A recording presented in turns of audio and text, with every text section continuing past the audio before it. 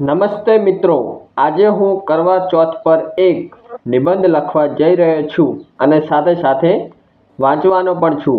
તો ચાલો શરૂ કરીએ. તમે પણ મારી સાથે નિબંધ લખજો.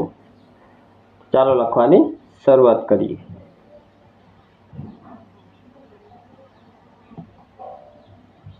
કરવા ચોથ હિન્દુ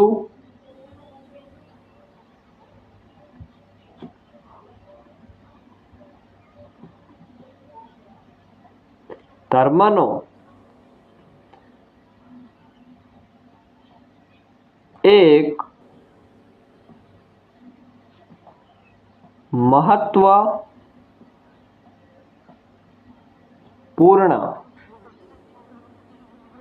તહેવાર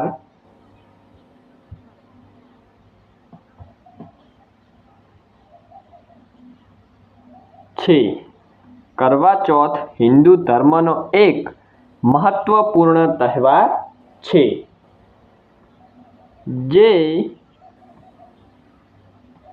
મુખ્યત્વે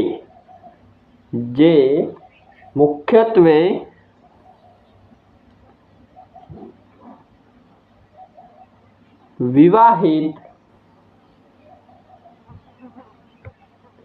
સ્ત્રીઓ દ્વારા મનાવવામાં આવે છે.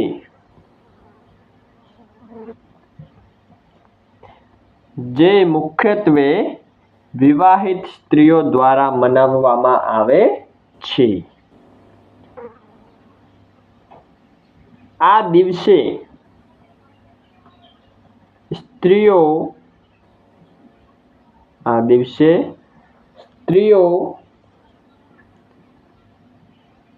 પોતાના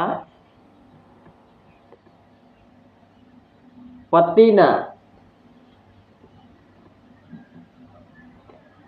દીર્ઘાયુષ્ય, સુખ સમૃદ્ધિ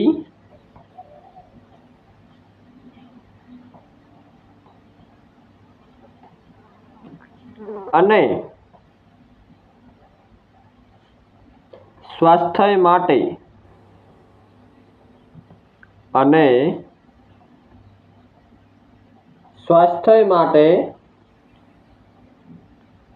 ઉપવાસ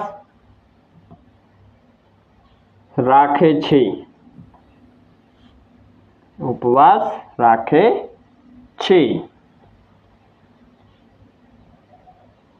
સવારે સ્ત્રીઓ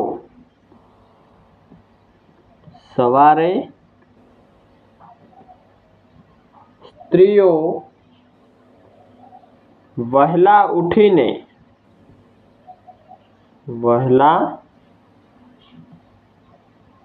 ઉઠીને સરગી એટલે કે વિસવાર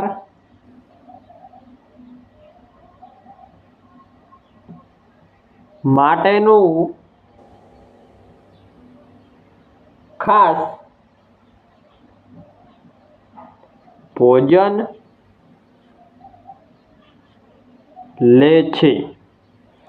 સવારે સ્ત્રીઓ વહેલા ઉઠીને સરગી લે છે એટલે કે વિસવાર માટેનું ખાસ ભોજન લે છે. ત્યાર પછી આગળ લખીએ નિબંધ. અને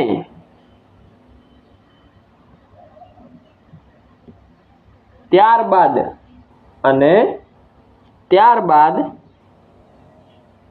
આખો દિવસ નિર્જળ વ્રત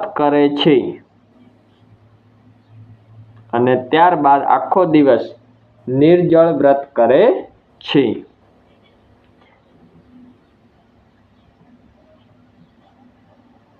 એટલે કે પાણી પણ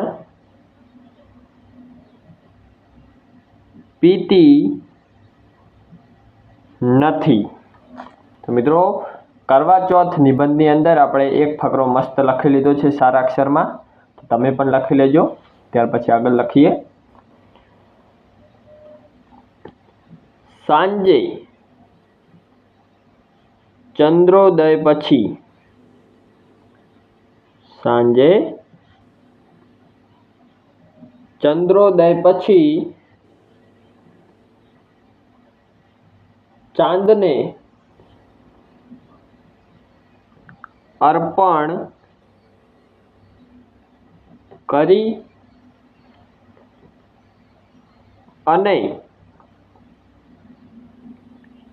પતિના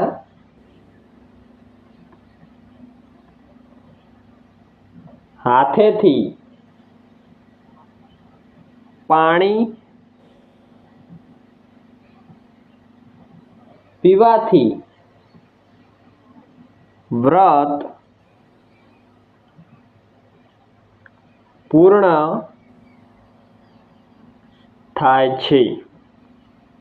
સાંજે ચંદ્રોદય પછી ચાંદને અર્પણ કરી અને પતિના હાથેથી પાણી પીવાથી વ્રત પૂર્ણ થાય છે। આ તહેવાર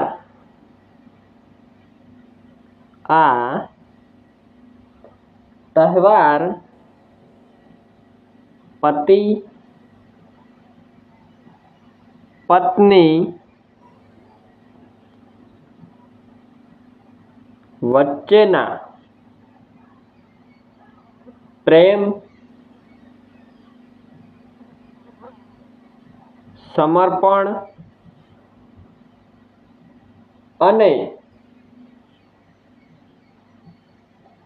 વિશ્વાસનું પ્રતીક છે। આ તહેવાર પતિ પત્ની વચ્ચેના પ્રેમ, સમર્પણ અને વિશ્વાસનું પ્રતીક છે। સ્ત્રીઓ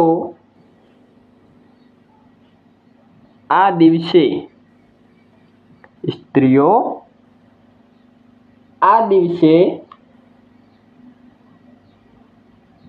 સુંદર વસ્ત્રો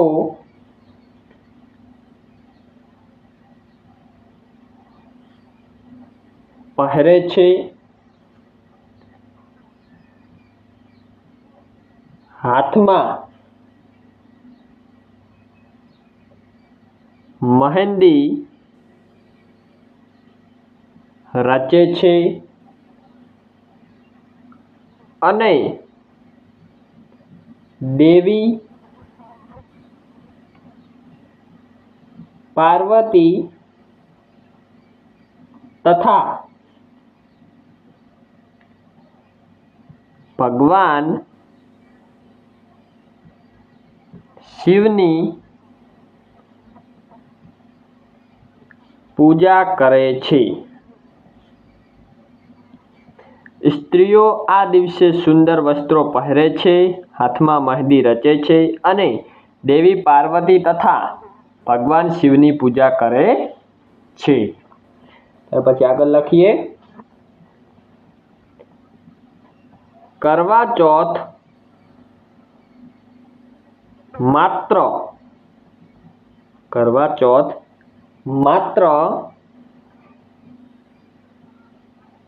ધાર્મિક વિધિ નથી। કરવા ચોથ માત્ર ધાર્મિક વિધિ નથી, પરંતુ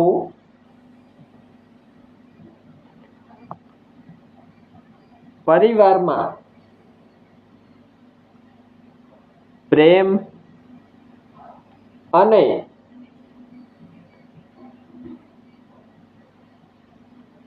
એકતાનું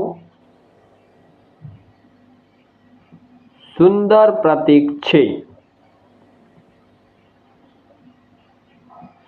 કરવા ચોથ માત્ર ધાર્મિક વિધિ નથી, પરંતુ પરિવારમાં પ્રેમ અને એકતાનું સુંદર પ્રતીક છે। તો મિત્રો આજના આ વિડીયોમાં આપણે કરવા ચોથ પર ગુજરાતી નિબંધ એકદમ સારા અક્ષરમાં લખ્યો. તો તમે પણ વિડીયોની અંદર જોઈને લખી લેજો. તો મિત્રો, આશા છે કે તમને મારો આ નિબંધ ગમ્યો હશે. જો નિબંધ ગમ્યો હોય તો વિડીયોને લાઇક કરજો, તમારા મિત્રો સુધી શેર કરી દેજો. ચેનલ પર નવા આવ્યા હોય તો આપણી યુટ્યુબ ચેનલ સંજય ગુજરાતી પાઠશાળાને ખાસ સબસ્ક્રાઈબ કરી લેજો, જેથી તમને રોજે રોજ નવા વિડીયો મળતા રહેશે. તો મળીશું એક નવા મજેદાર વિડીયોમાં. ત્યાં સુધી બાય બાય.